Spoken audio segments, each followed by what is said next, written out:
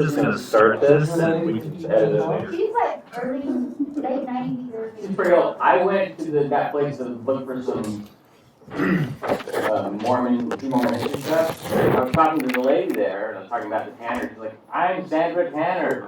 Is it playing right now? I was like, "What? Oh my god!" It'll go live tomorrow. We get some I time don't know to fluff out. I only read about it all the time. I don't think it with prayers anymore. Okay. Prayers because of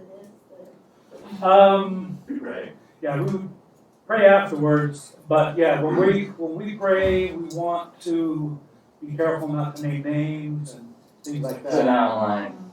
So not online. That's one of the rules that we as the elders decided we need to do, because it's just not a good idea. That's why we block it out. because On Sundays. But we can still pray.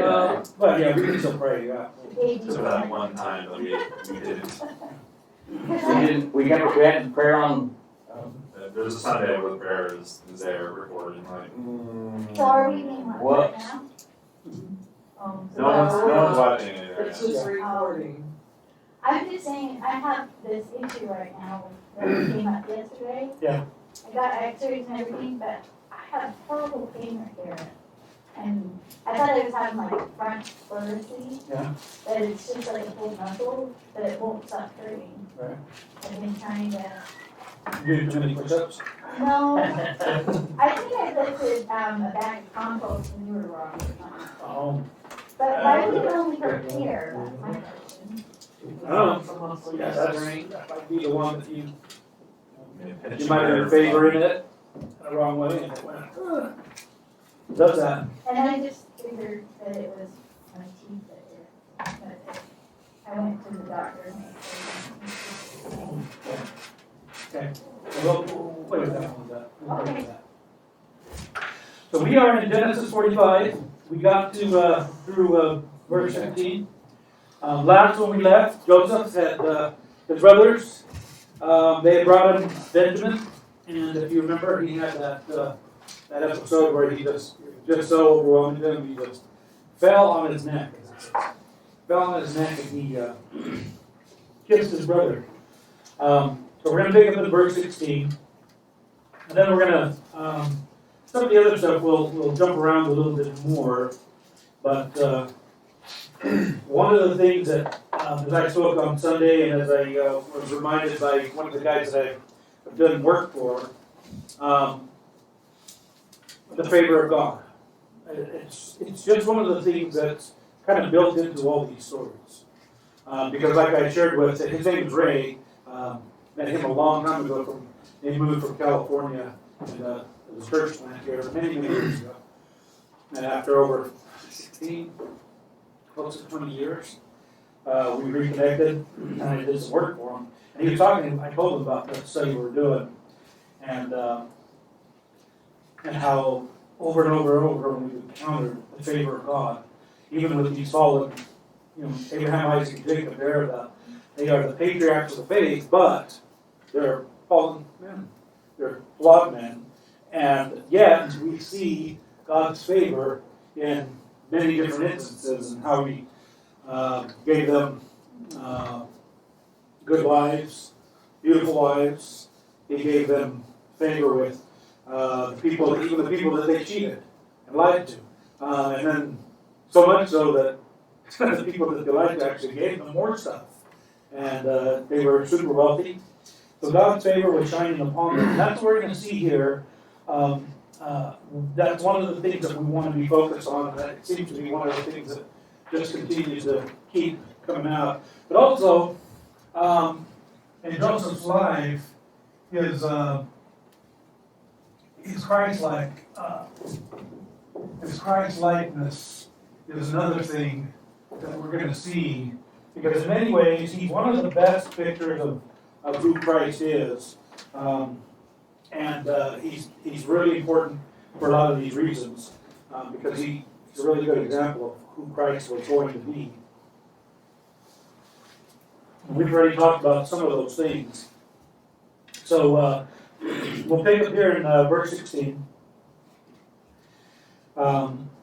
After he's been introduced to his brother, his young brother, again, after all these years.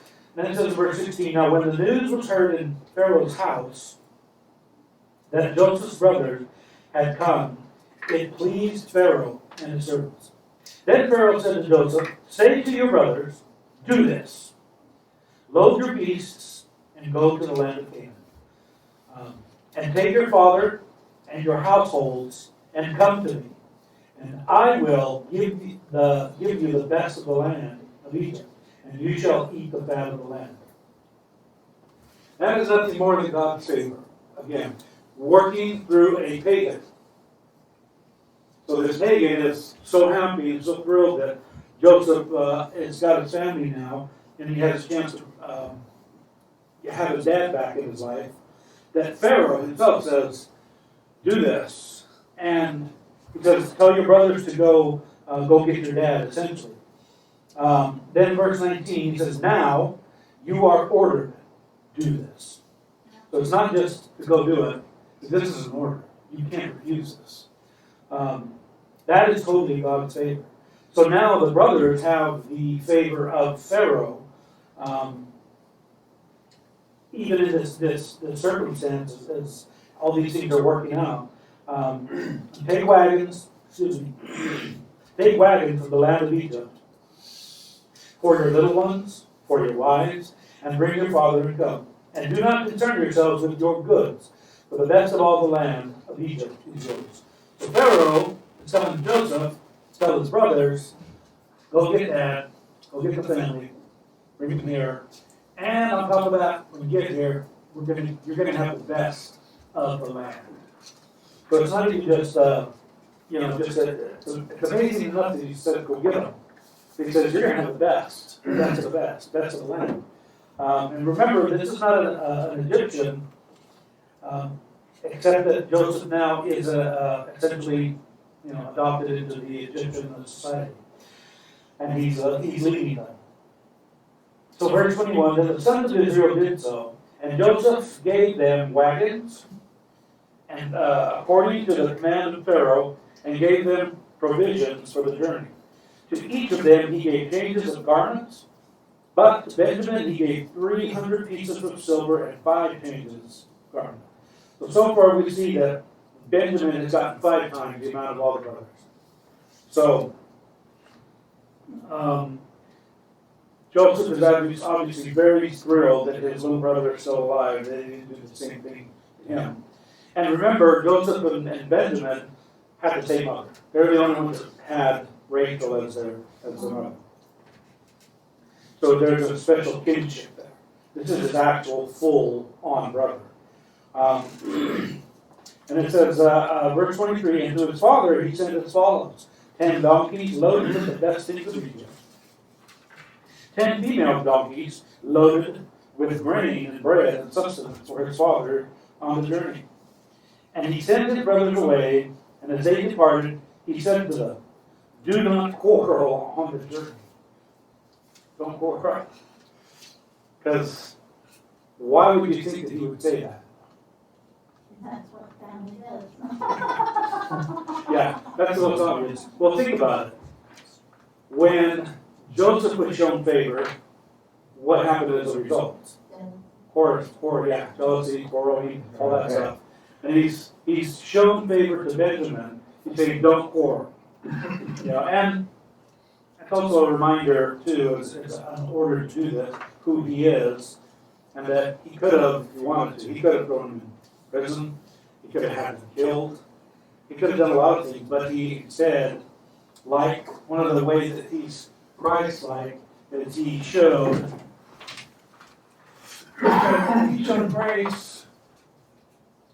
grace and mercy to his brothers who didn't deserve it. They deserved to be punished for what they did, and instead, they got grace and mercy. So, don't quarrel. Verse 25, then they went up from Egypt and came to the land of Canaan to their father Jacob. Now remember, Jacob has no clue that Joseph is alive. So they come to him now, And they told him, verse 26, saying, Joseph is still alive, and indeed he is ruler over all the land of Egypt. Remember when he had that dream, and he had that second dream, Jacob said, yeah, there's something more. And now all of a sudden, he's believed all these years that Joseph is dead, and now they come back and say he's alive. These guys are not trustworthy. And it says, but he was stunned, for he did not believe them. And why should he? They lied to him about what happened in the first place. Verse 27, and when they told him all the words of Joseph that he had spoken to them, and when he saw the wagons that Joseph had sent to carry him, the spirit of their father Jacob was revived. Then Israel said, it is enough. My son Joseph is still alive. I will go and see him before I die. So he's semi-convinced. What really convinces him is the next part of the story as he continues on. So Israel, in chapter 46, verse 1. So Israel set out with all that he had and came to Beersheba and offered sacrifices to God, to the God of his father Isaac. And God spoke to Israel in visions of the night and said, Jacob, Jacob. And he said, here I am. And he said, I am God, the God of your father. Do not be afraid to go down to Egypt, for I will make you a great nation. I will go down with you to Egypt, and I will also surely bring you up again. And Joseph will close your eyes. Then Jacob arose from Beersheba, and the sons of Israel carried their father Jacob and their little ones and their wives in the wagons with Pharaoh, or which Pharaoh had sent to carry him. And they took their livestock and the property which they had acquired in the land of Canaan, and came to Egypt. Jacob and all his descendants with him, his sons, his grandsons with him, his daughters and his granddaughters, and all his descendants he brought with him to Egypt. So now Jacob, still alive, old in his age, Jacob, he goes to Beersheba, which is significant because that was one of the places where he encountered God, and that's where he set up an altar. He goes apparently back to the altar, and there he worships. He worships and sacrifices. And this is important because we see that the maturation of Jacob. Now he knows who to give thanks to, and on top of that, God's favor shines again by assuring him, Joseph really is alive. And I'm going to go with you. And not only are you going to get to see him, when you die, he's the one that's going to close your eyes. So now he has the peace of God. He has peace that this is really true, this is really happening, that he doesn't have to worry about his treacherous sons. Because the sons have proved treacherous over and over and over again. And I mean, this is such direct favor that God literally encounters him in a vision, and tells him this personally, which again speaks of the personal. One of the things about God's favor, put that down here, is his personal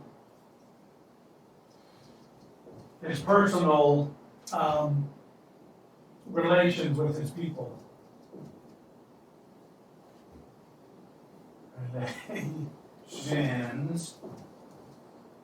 Relations with his people. So it's both corporate and it's personal. It is also corporate.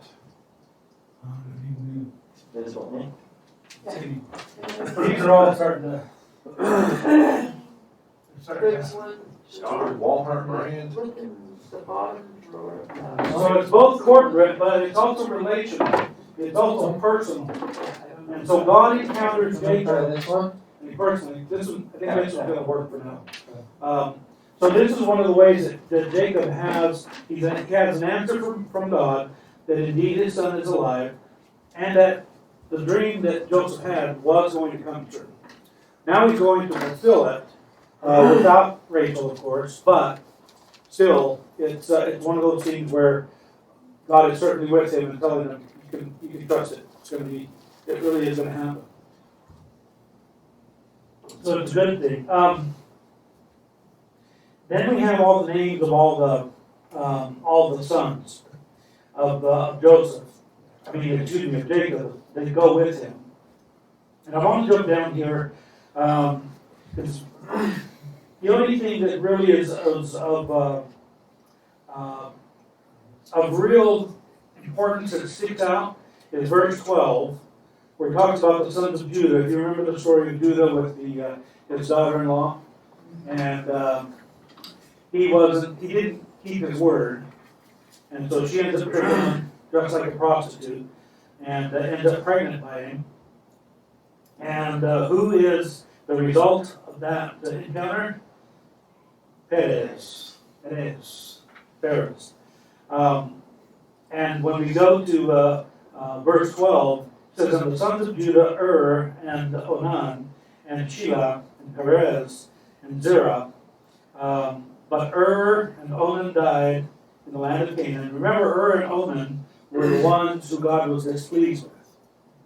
They're the ones who had they were supposed to, one marry the one lady, gosh, I can't even think of her name, from a couple chapters ago.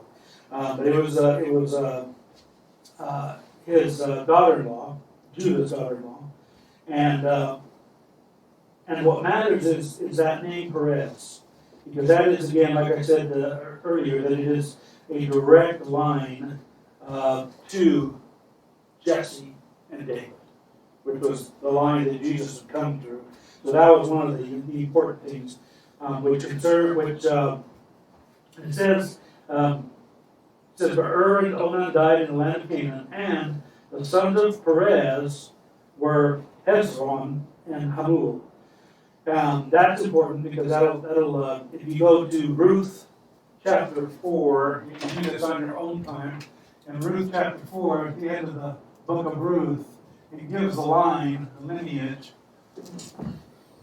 of David, and it's directly through Perez. And Obed, Jesse, David. That's an important thing in Ruth chapter 4 at the end of the book. That's a very good 4. But that's where you find that. And that's an important thing because God is hinting at something there. Continuing on, let's jump all the way down to verse 25, and then we'll find out exactly how many people went. Verse 25 says, "These are the sons of Bilhah, whom Laban gave to his daughter Rachel. And she bore these to Jacob. There were 7 persons in all. All the persons belonging to Jacob who came to Egypt, his direct descendants, not including the wives of Jacob's sons, were 66 persons in all. And the sons of Joseph, who were born to him in Egypt, were 2. All the persons of the house of Jacob who came to Egypt were 70. So it starts with 70 people born to Egypt, 70 people total, 70 in all of Jacob. They go to Egypt. Oops. Egypt. And that's what starts this kingdom. Because God said, I will make a nation.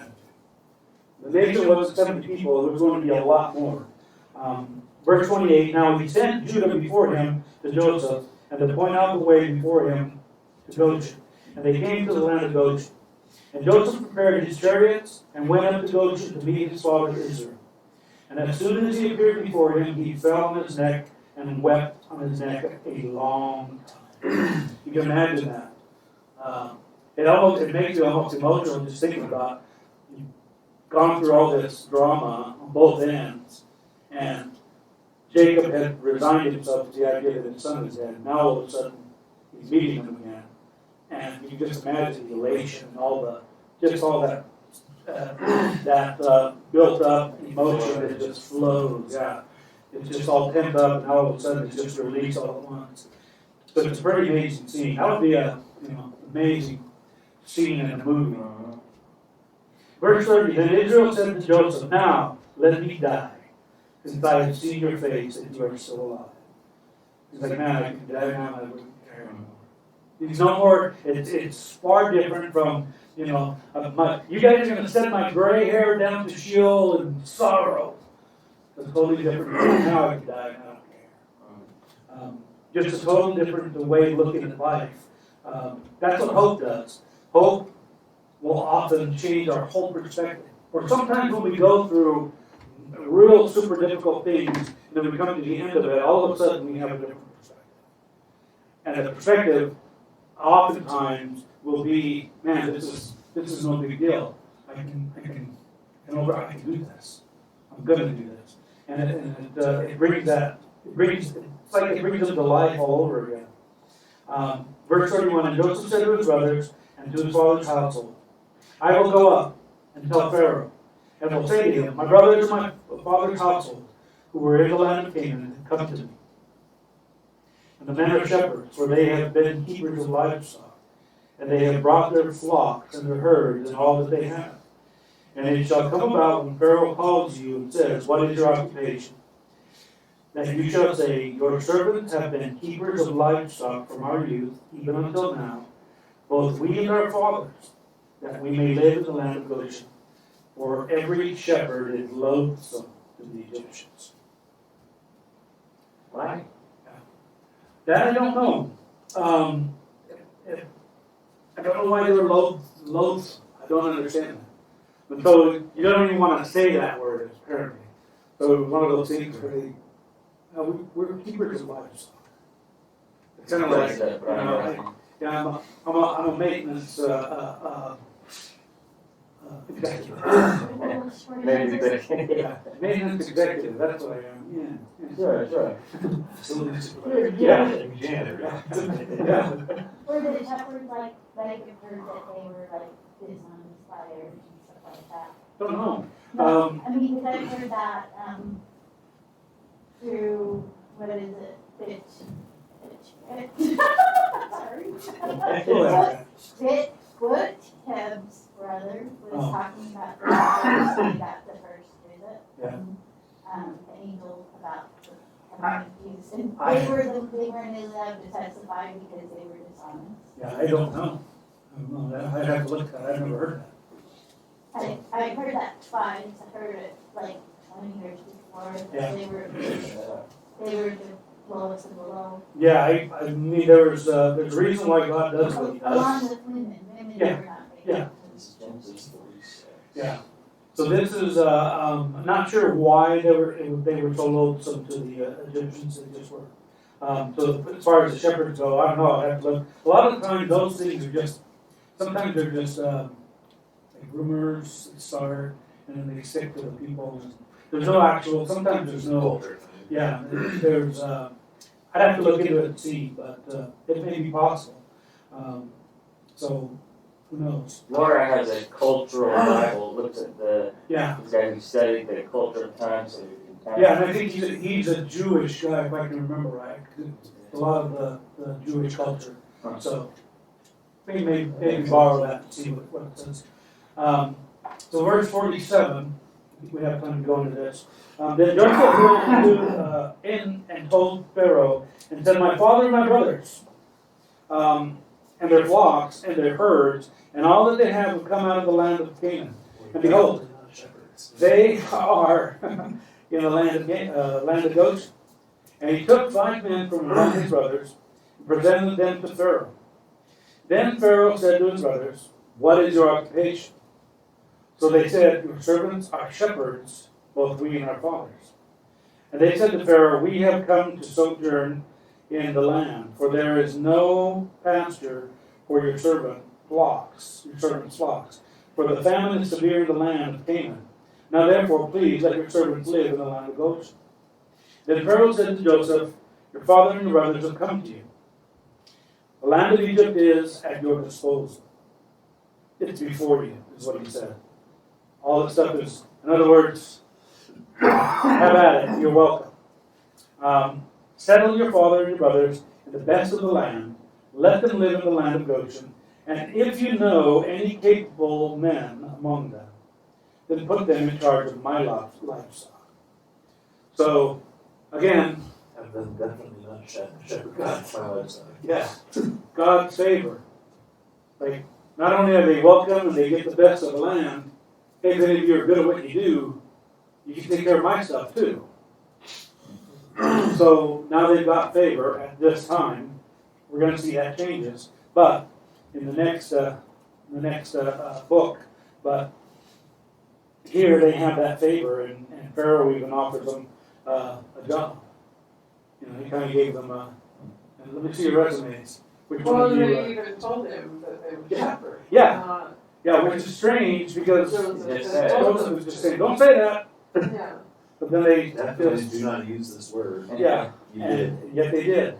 And Pharaoh's response wasn't what they thought it was going to be. So the land is at your disposal. Settle your father and your brothers, the best of the land, in verse 6, and let them live in the land of Goshen. And if you know any capable men among them, then put them in charge of my livestock. Then Joseph brought his father Jacob and presented him to Pharaoh. And Jacob blessed Pharaoh. That is another of the God's favor. God can bless even pagans through his people. He does so. He does that over and over again. Anytime that we can bless somebody, which is what we really, are to do, we have that ability as believers in God to be able to do that. And in this case, you have this old patriarch who blesses Pharaoh of all things. Pharaoh's the king of the land. He's the king of many multiple kingdoms. And yet it's this old guy that's giving him this blessing. And it's a privilege, but it's also just kind of it's a sign of what is really important in the eyes of God. What matters to God is not this king. What matters is this former usurper, supplanter, liar, who God's favor is being poured out through, and he actually blesses. He blesses the Pharaoh, and then he says, and Pharaoh said to Jacob, "How many years have you lived?" So Jacob said to Pharaoh, "The years of my sojourning are 130. Few and unpleasant have been the years of my life, nor have they attained the years that my fathers lived during the days of their sojourning." He's like, I'm a baby compared to those guys. Because remember, some of them lived over 900 years. Wild. Verse 10, and Jacob blessed Pharaoh and went out from his presence. So Joseph settled his father and his brothers and gave them a possession in the land of Egypt, in the best of the land, in the land of Ramesses, as Pharaoh had ordered. So there's that famous Ramesses from the Ten Commandments. And Joseph provided his father and his brothers and all his father's household with food according to their means. So there's famine all around, but they have plenty. Not only that, they have the best of the land, so they could actually grow more. Now, there was no food in all the land, because the famine was very severe, so that the land of Egypt and the land of Canaan languished because of the famine. And Joseph gathered, and remember that at this time there's no irrigation, not like we have today. There's no modern pumps to pump water through a pipeline and do all that stuff. So they were just totally dependent on whatever rain that they could get. Yeah. So whatever God provided, in this case, he provided a famine. And he foretold that it would happen through Joseph. So there's all these lands are languishing. And then it says in verse 15, and when the money was all spent in the land of Egypt and the land of Canaan, all the Egyptians came to Joseph and said, give us food, or why should we die in your presence? For our money is gone. Then Joseph said, so apparently they were paying, to buy their food. Then Joseph said, give up your livestock, and I will give you food for your livestock, since your money is gone. So they brought their livestock to Joseph, and Joseph gave them food in exchange for the horses and the flocks, and the herds and the donkeys, and he fed them with food in exchange for all their livestock that year. And when the year was ended, they came to him the next year and said, "We will not hide from my lord that our money is all spent. The cattle are my lord's. There is nothing left for my lord except our bodies and our lands. Why should we die before your eyes, both we and our land? Buy us and our land for food, and we and our land will be slaves to Pharaoh. So give us seed that we may live and not die, and that the land may not be desolate." This is what, when you have tyrants and you have people like that, this is kind of one of the ploys. This is the ploy that's being played out right now.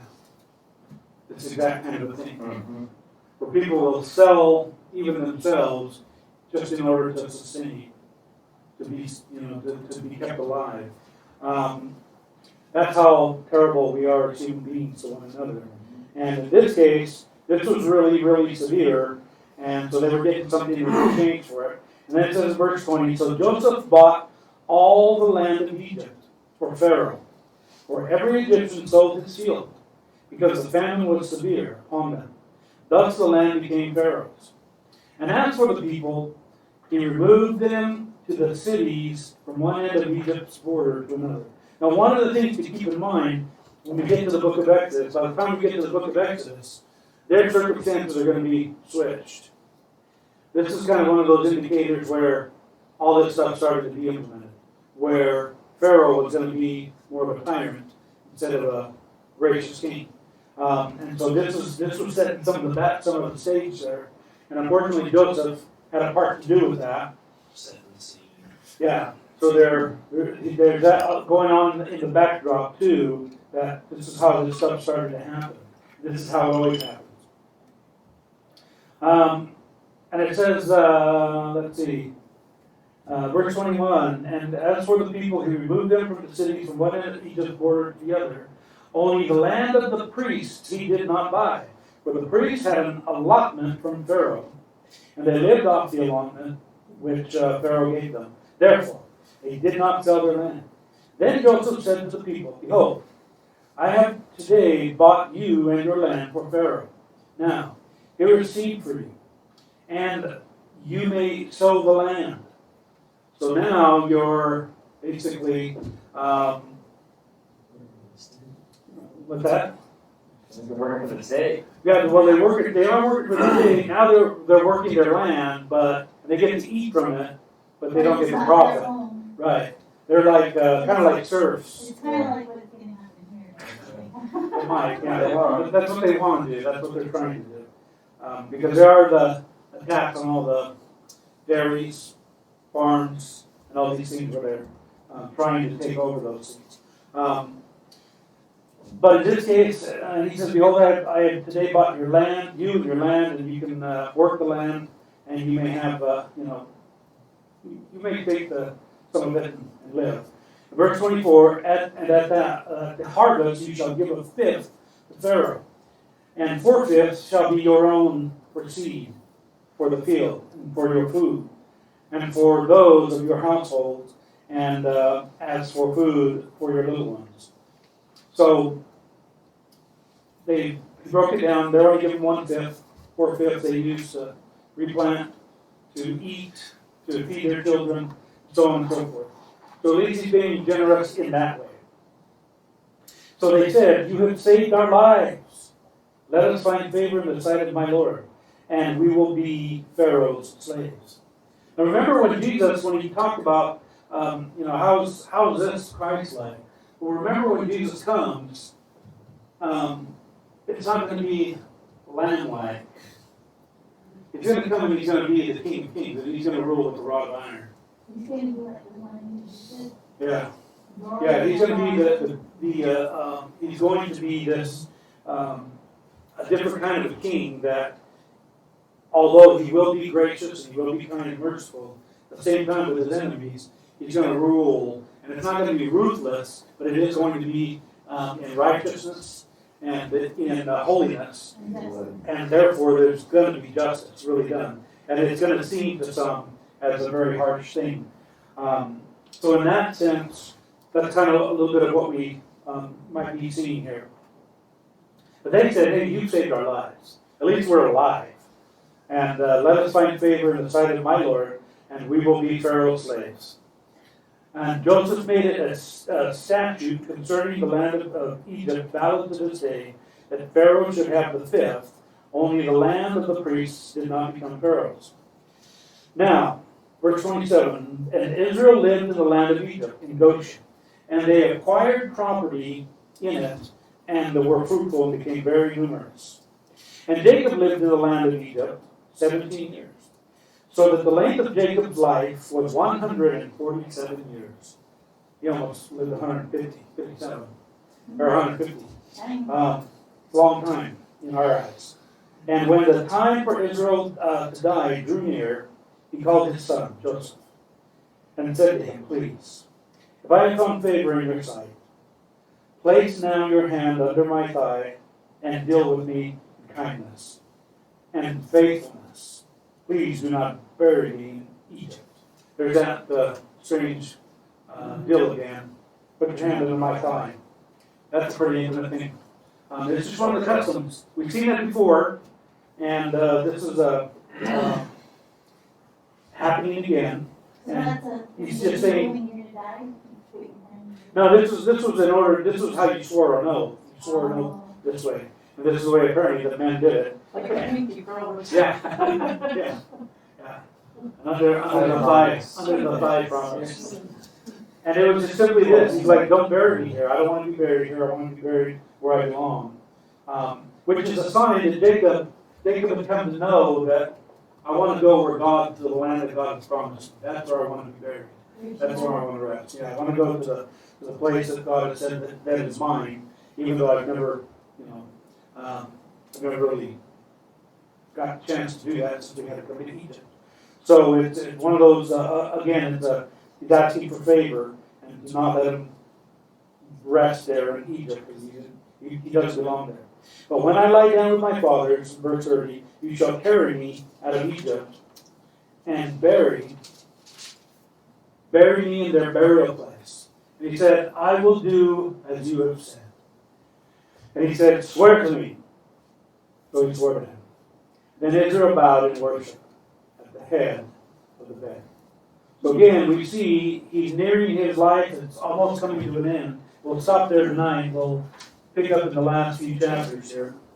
And we're getting to that really famous thing. That is the whole focus of Joseph's life and the whole thing, everything that happened to him. But right now we see here again Israel is now worshiping again.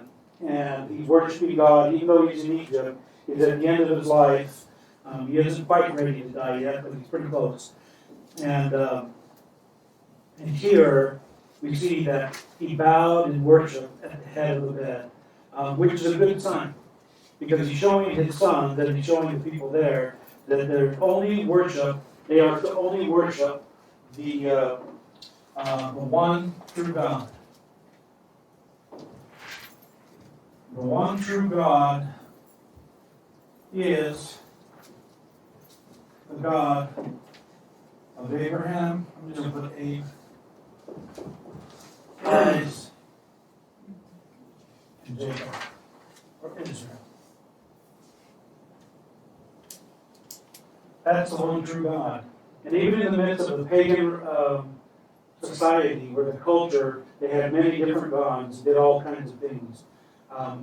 He's again relied on his God now, and he's worshiping the one true God. Not worshiping exactly the way that they're going to, but it's still worship. He's matured in his faith. God has favored him throughout his life, regardless. And the favor of God is always dependent.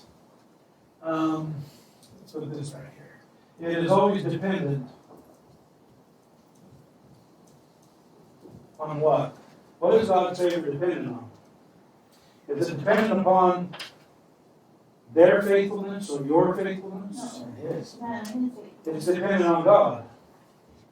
It's dependent on God, on His graciousness, on His mercy. It's dependent on His goodness, on His kindness. The psalmist David wrote a lot about His everlasting, merciful, loving kindness, His chesed, which He poured out on His people. Can you spell that on the word? Chesed.